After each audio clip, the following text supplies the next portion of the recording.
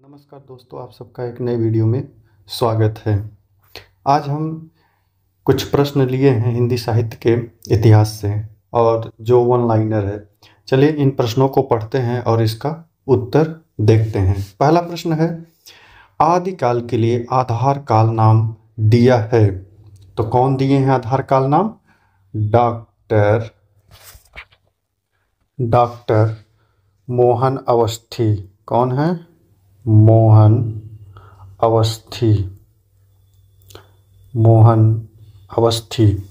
दूसरा प्रश्न है, आदिकाल के लिए चारण काल नाम दिया है। तो आदिकाल के लिए चारण काल नाम किसने दिया है? George Grierson. अगला प्रश्न देखेंगे, हिंदी काव्य धारा किसकी रचना है? हिंदी काव्य धारा किसका है? तो यह है राहुल साकृत्यायन।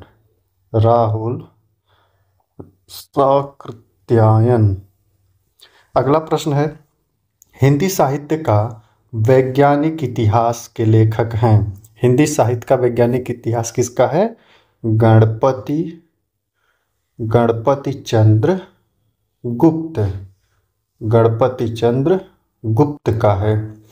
आगे देखते हैं, मिस्र बंधु ने रीतिकाल का नाम दिया है। मिस्र बंधुओं ने रीतिकाल का नाम क्या दिया है?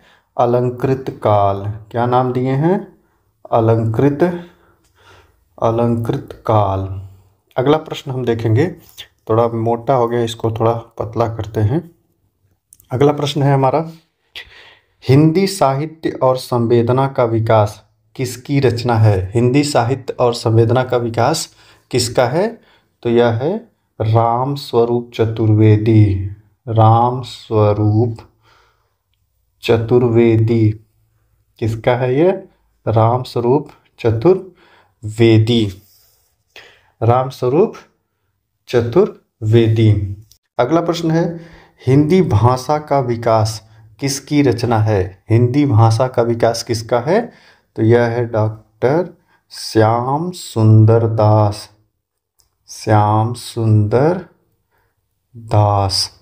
अगला प्रश्न हम लोग देखेंगे, हमारा अगला प्रश्न है, हिंदी साहित्य का आलोचनात्मक इतिहास किसकी रचना है? हिंदी साहित्य का आलोचनात्मक इतिहास किसका है? तो यह है राम कुमार वर्मा। किसका है यह? राम कुमार वर्मा का है। अगला प्रश्न है, हिंदी साहित्य का आदिकाल किसका है? तो हिंदी साहित्य का आदिकाल किसका है? हजारी प्रसाद द्विवेदी का है। किसका है ये? हजारी प्रसाद द्विवेदी का है। अगला प्रश्न देखेंगे हम लोग। अगला प्रश्न है हमारा, राजस्थानी भाषा और साहित्य किसकी रचना है? राजस्थानी भाषा और साहित्य किसका है? मोतीलाल मेनारिया। किसका है? मोतीलाल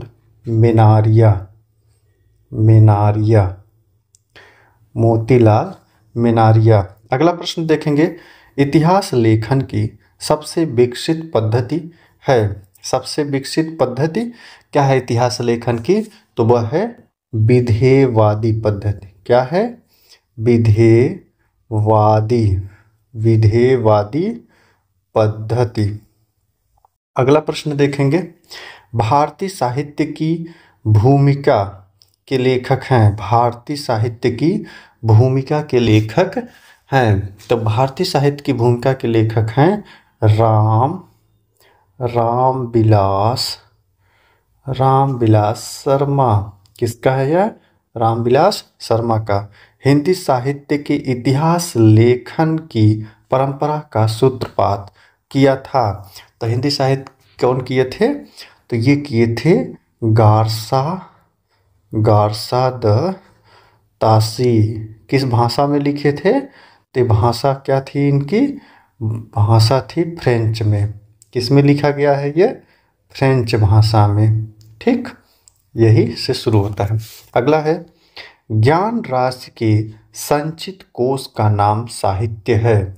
किसका कथन है? यह किसका कथन है? तो ज्ञानराज के संचित कोश का नाम साहित्य है। तो किसने कहा था? महावीर प्रसाद द्विवेदी। महावीर प्रसाद द्विवेदी किसका है? यह महाप्रसाद द्विवेदी का है। अगला प्रश्न है, हिंदी साहित्य 20वीं शताब्दी किसकी रचना है? हिंदी साहित्य 20वीं शताब्दी किसका है? तो यह है नंद दुलारे वाजपेयी। किसका है यह? नंद दुलारे वाजपेयी का है। अगला प्रश्न है, कविता कौमुदी के लेखक हैं? तो कविता कौमुदी किसकी है? राम नरेश त्रिपाठी। राम नरेश त्रिपाठी किसकी रचना है? राम नरेश त्रिपाठी की है। अगला प्रश्न है, हिंदी शब्द सागर किसकी रचना है? हिंदी शब्द सागर किसकी रचना है? तो हिंदी शब्द सागर है श्याम सुंदर दास की। श्याम सुंदर दास किसकी रचना है? श्याम सुंदर दास की। हिंदी साहित्य की भूमिका, हिंदी साहित्य की भूमिका किसकी रचना है? तो हिंदी साहित्य की भूमिका है हजारी प्रसाद द्विवेदी। किसका है यह? हजारी प्रसाद द्विवेदी का है। किसका है? हजारी प्रसाद द्विवेदी का है। हिंदी कोविद रत्नमाला किसका है? हिंदी कोविद रत्नमाला किसका है? श्याम सुंदर दास। किसका है? श्याम सुंदर दास। अगला है, हिंदी शब्दानुशासन किसका है? तो हिंदी शब्दानुशासन किसका है? किशोरी दास वाजपेयी। किसका है? किशोरी दास वाजपेयी। अगला प्रश्न है, पुरानी हिंदी ग्रंथ के लेखक हैं? पुरानी हिंदी ग्रंथ के लेखक कौन हैं? तो ये हैं चंद्रधर शर्मा गुलेरी। चंद्रधर शर्मा गुलेरी किसकी रचना है? चंद्रधर शर्मा गुलेरी। तो ये रहे हमारे आज के प्रश्न। बाकी के प्रश्न जो है आपको इसी तरह से नियमित मिलते रहेंगे। यह रहे वन लाइनर प्रश्न। इसी तरह से हम आगे कुछ प्रश्नों की श्रृंखला और ले आएंगे जिसमें आपका बहुविकल्पी प्रश्न भी शामिल किया जाएगा। बहुविकल्पी के साथ इसमें आपके जो है कुछ मैं और प्रश्न के बारे में बात करूं तो इसमें मैं सोच रहा हूं कि जैसे यूजीसी नेट हो गया, इन सब अलग अलग जो परीक्षाओं में जो स्पेशल बुक लगाए गए हैं, जैसे उपन्यास हो गया, नाटक हो गया, कहानी हो गया, निबंध हो गया, तो उनके बारे में हम लोग क्या करेंगे? उनके बारे में हम लोग सारांश देखेंगे, ठीक। और उसके बाद हम लोग उसका क्या देखेंगे? उससे जो भी संभावित प्रश्न बनेंगे उस प्रश्न को भी हम लोग देखेंगे।